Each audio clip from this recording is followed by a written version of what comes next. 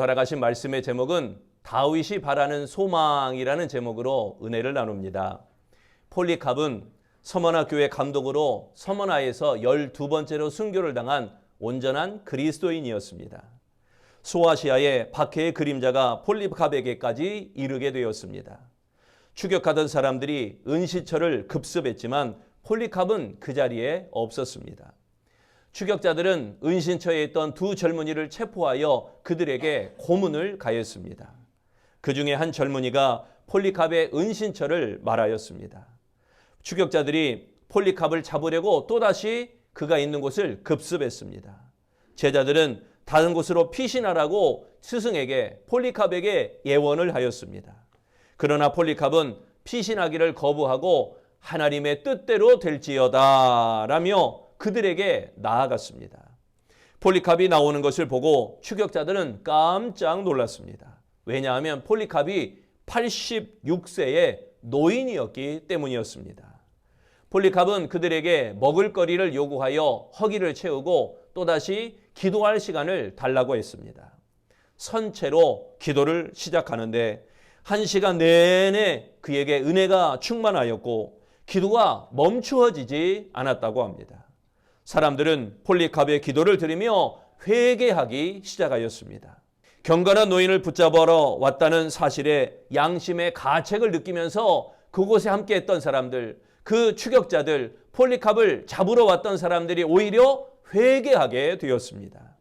기도를 마치자 폴리캅을 나귀 위에 태워 사형장에 데리고 갔습니다. 사형장에 들어서자 하늘에서 음성이 들리게 됩니다. 폴리캅아, 강하고 담대하라. 고통에서 담대하라. 하나님의 음성을 들은 폴리캅은 마음이 평안해졌습니다. 총독이 이렇게 말합니다. 나이를 고려해서 봐줄 테니 그리스도를 부인하고 황제를 숭배하는 것이 어떠한가? 그때 폴리캅이 강하고 담대하게 대답을 합니다. 지난 86년 동안 하나님을 섬겨왔지만 그분은 한 번도 내게 해를 입히신 적이 없다. 그런데 내가 어떻게 나의 왕이신 그분을 욕되게 할 수 있는가? 폴리캅은 장작더미 위에 올라가 양손이 뒤로 묶인 채 화형을 당하게 되었습니다. 하지만 폴리캅은 하나님의 음성대로 그 어느 때보다 강하였고 그 어느 때보다 담대하였습니다. 그리고 하늘을 우러러 큰 목소리로 하나님께 기도했습니다.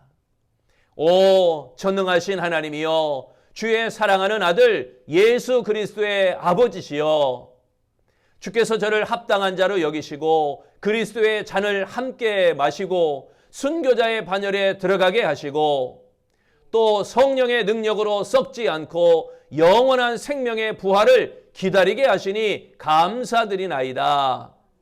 영원토록 신실하신 주께서 예정하시고 보여주신 대로 저를 향기로운 제물로 받아 주옵소서. 이 모든 일에 대하여 찬송하며 주께 영광 돌리나이다. 영원히 살아계신 예수 그리스도의 이름으로 기도하나이다. 아멘.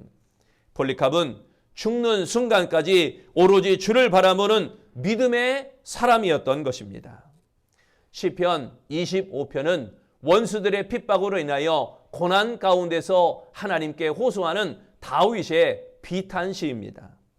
고난에 대한 비탄보다 대적에 대한 고난을 받으면서도 여호와 하나님을 경외하며 순종하는 그런 다윗의 모습을 볼 수가 있습니다. 고난을 계기로 자신을 돌아보며 경건에 힘쓰는 다윗의 신앙이 보여지는 것입니다. 외롭고 괴로운 영혼이 하나님께 올리는 아름다운 신앙 고백인 것입니다. 나에게 삶의 고난이 다가와도 말씀에 의지하여 하나님을 바라볼 때 신앙을 지키게 되어지는 것입니다. 본문 21절에 말씀합니다. 내가 주를 바라오니 성실과 정직으로 나를 보호하소서. 여기에 내가 주를 바라오니 이 말씀은 하나님께 마음을 향하다라는 의미입니다. 다윗은 환난 가운데도 흔들리지 않고 오로지 하나님만 향하였습니다. 자신을 건지실 분이 하나님이심을 확신하였던 것입니다. 그래서 다윗은 하나님이 원수의 그늘에서 벗어나게 하시리라 이렇게 노래하였던 것입니다. 이 노래가 주님만 바라보며 우리의 신앙을 고백하는 아름다운 노래가 되어지시기를 바랍니다. 그렇다면 다윗이 바라는 소망은 무엇인가? 첫째, 은혜를 베푸소서라는 소망이었습니다. 미국의 32대 대통령 루즈벨트는 시력이 무척 나빴다고 합니다. 심한 근시라서 2개의 안경을 두꺼운 케이스에 넣고 다녀야만 했습니다. 하나는 책을 읽을 때 쓰는 안경이고 다른 하나는 멀리 볼 때 쓰는 안경이었습니다. 항상 안경과 케이스를 2개씩 가지고 다니는 불편함으로 참 귀찮아했습니다. 한 번은 루즈벨트가 밀워키에서 연설을 하다가 암살당할 사건이 일어났습니다. 암살범이 그를 향해 총을 쏘았고 총은 정확하게 그의 가슴에 명중이 되었던 것입니다. 그런데 루즈벨트는 가벼운 상처만 입었습니다. 정신을 차리고 다시금 일어나서 마이크를 잡고 연설을 계속해 나갔다고 합니다. 나중에 보니 루즈벨트 양복 안주머니에 있던 그 두꺼웠던 안경 케이스에 그 총알이 박혔던 것입니다. 귀찮아했던 안경 케이스. 나는 왜 눈이 안 좋아서 안경을 2개씩이나 가지고 다녀야 되는가? 참 귀찮다 했던 그 안경 케이스가 그의 생명을 구한 것입니다. 우리는 하나님을 바라는 믿음을 붙잡고 살아가게 됩니다. 믿음을 지키는 것이 그리 쉽지만은 않습니다. 오히려 믿음을 붙잡고 사는 것이 불편하게 여겨질 때가 참 많이 있습니다. 그러나 믿음은 루즈벨트의 안경 케이스와도 같은 것입니다. 험한 시대에 위험한 일들이 우리의 심장을 쏘아대고 있습니다. 하지만 그때마다 하나님을 바라는 믿음이 우리를 살리게 되어지는 줄로 믿습니다. 믿음을 통해 하나님을 살리시는 그 믿음을 통해 하나님의 살리시는 은혜, 그 은혜를 우리에게 허락하시는 것입니다. 주를 바랄 때 하나님께서 은혜를 베풀어 주시는 것입니다. 본문 16절, 주여 나는 외롭고 괴로우니 내게 돌이켜서 나에게 은혜를 베푸소서. 여기에 은혜를 베푸소서 이 말씀은 긍휼히 여기다라는 의미입니다. 다윗은 하나님을 바라며 하나님의 은혜에 대해서 간절히 기도하였던 것입니다. 폭풍처럼 밀어닥치는 고통과 그의 외로움을 극복하게 하시는 하나님의 은혜, 그 은혜를 구하였던 것입니다. 은혜는 하나님께 대한 깊은 신뢰에서 나오는 것입니다. 하나님은 참 좋으신 상담자가 되어주십니다. 감정을 배제하시는 분이 아니십니다. 그러기에 하나님 앞에 솔직해져야 됩니다. 자기의 심정을 솔직하게 다 내어놓아야만 합니다. 그리할 때 문제의 해답을 얻을 수 있고, 그리할 때 위로받을 수 있고, 그리할 때 마음속에 있는 고통과 아픔을 하나님께서 위로하시고 하나님께서 다 감당하실 수 있는 것입니다. 문제를 하나님께 그대로 아뢰시기를 바랍니다. 하나님께 내 안에 있는 모든 것들을 다 토해내시기를 바랍니다.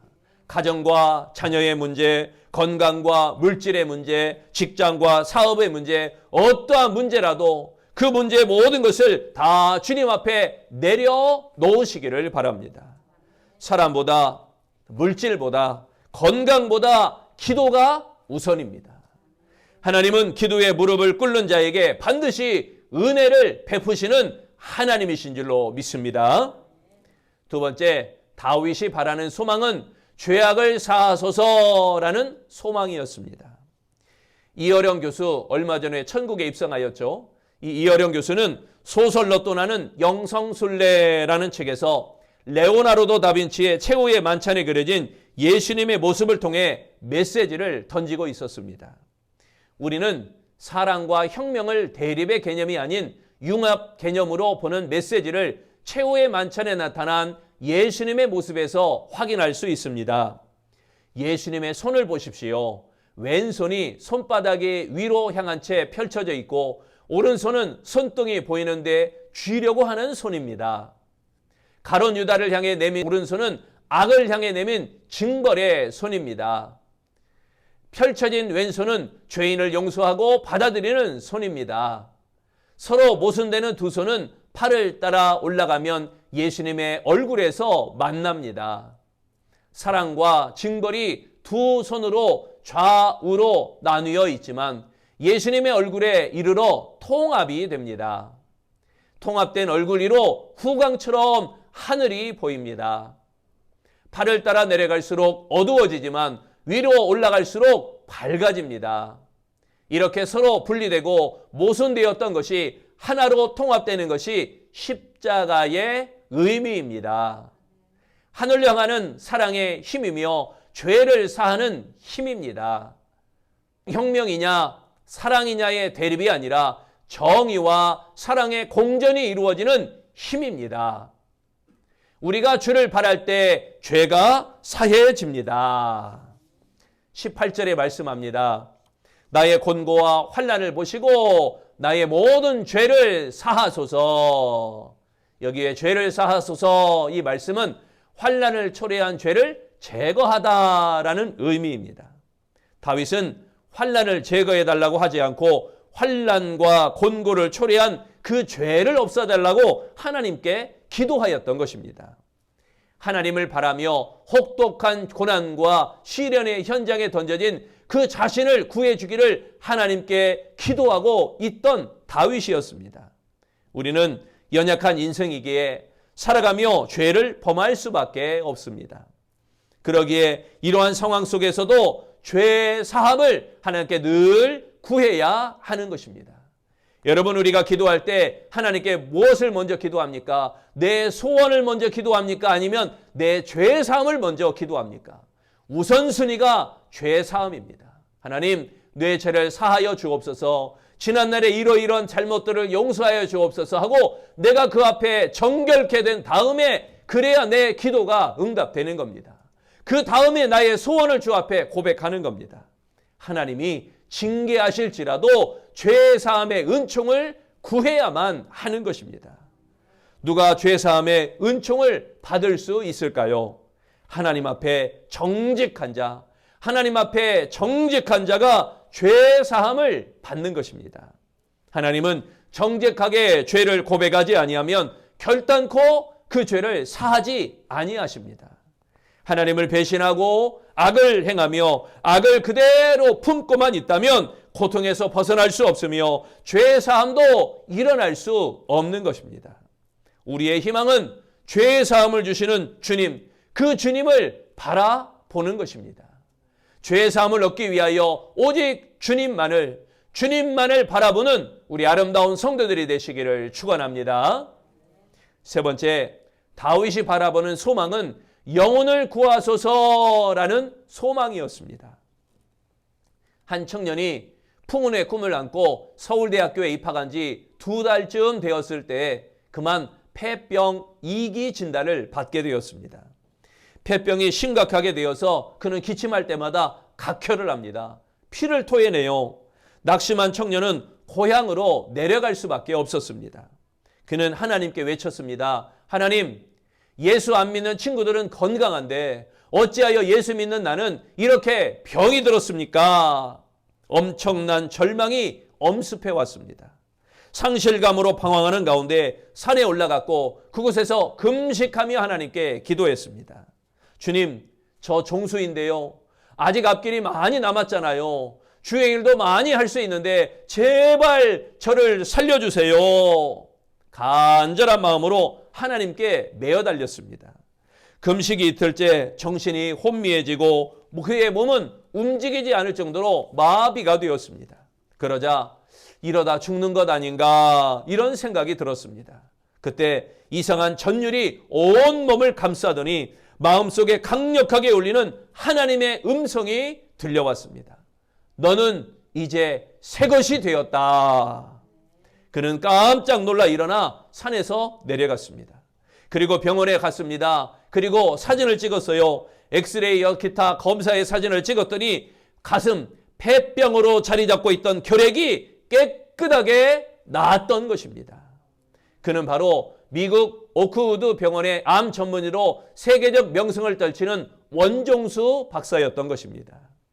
본문 20절에 말씀합니다. 내 영혼을 지켜 나를 구원하소서. 내가 주께 피하오니 수치를 당하지 않게 하소서. 여기에 구원하소서 이 말씀은 하나님의 보호로 안전하게 하다라는 의미입니다. 하나님은 사울왕에게 박해를 받던 다윗의 영혼을 지키며 그를 구원하셨습니다. 다윗은 자신의 방식으로 문제를 해결하지 아니하고 하나님이 구원하실 것을 믿고 영혼 구원을 위하여 기도하였던 것입니다.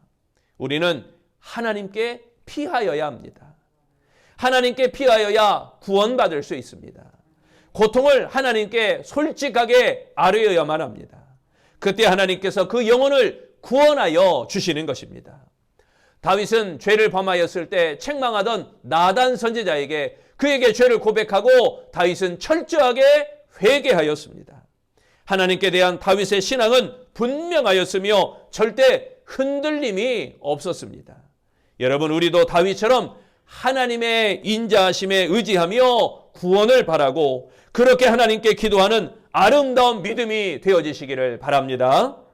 주여, 내 영혼을 구원하소서. 이 환난에서 구원하소서. 이 고통에서 구원하소서. 이 아픔에서 구원하소서.